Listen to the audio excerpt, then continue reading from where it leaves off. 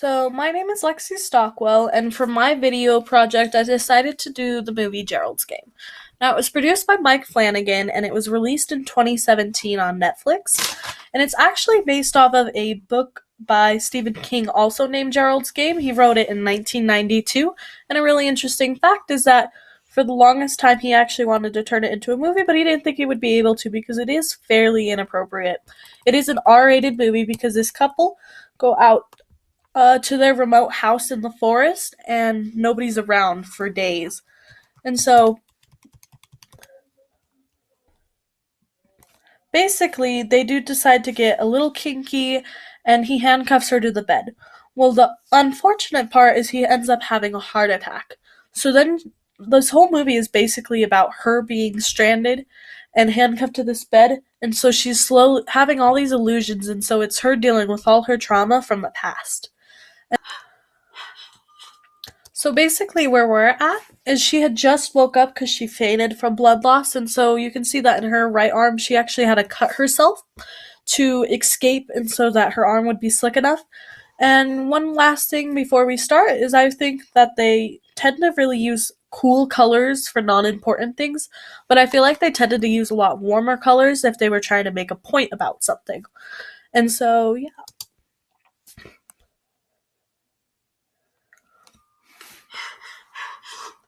Basically, we get this mid-level shot, eye level, of her slowly moving towards the camera, and then she reaches out to grab her keys, and everything blurs except for her hand to keep our focus on what she's doing, and she's unlocking the car, and then it slowly pans back over to her face, and then it cuts to another mid-level shot, and then we get another shot of this dog, and he's growling at something, and so if you've seen this movie, you know that this dog's very ruthless and aggressive, and if he's scared, then that means something even more dangerous than him is around.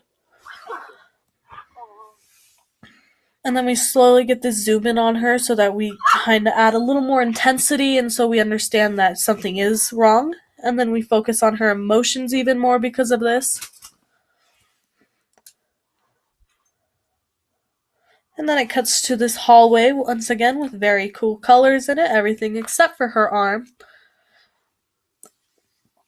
And I would almost consider this is a long shot of the hallway with a guy standing at the end, and then another long shot. And it's motivated movement because it's moving backwards as she moves forward. And then it's slowly moving forward towards the guy to represent her perspective of moving forward. And then the camera stays stationary, starting at a mid-level shot, but it slowly starts to get to a close-up shot from a high-level shot. And then we get this close-up of his necklace, and we can see that there's a dismembered ear and a skeleton on it. And so then we know that that's kind of what he collects from his victims, some little treasure. And you can see that she already knows this, and we get this mid-level shot, and then we get this zoom in on her ring, and she's handing over her wedding ring willingly. He didn't even have to ask, and I feel like this represents that she was kind of already ready to let it go, that she's kind of endured this really long, awful relationship, and then, yeah.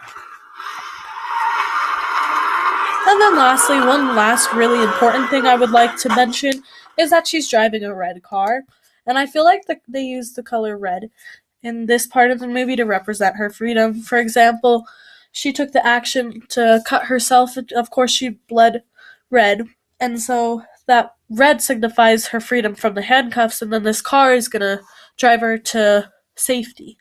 But yeah, I hope you enjoyed it, and try to watch this movie if you can.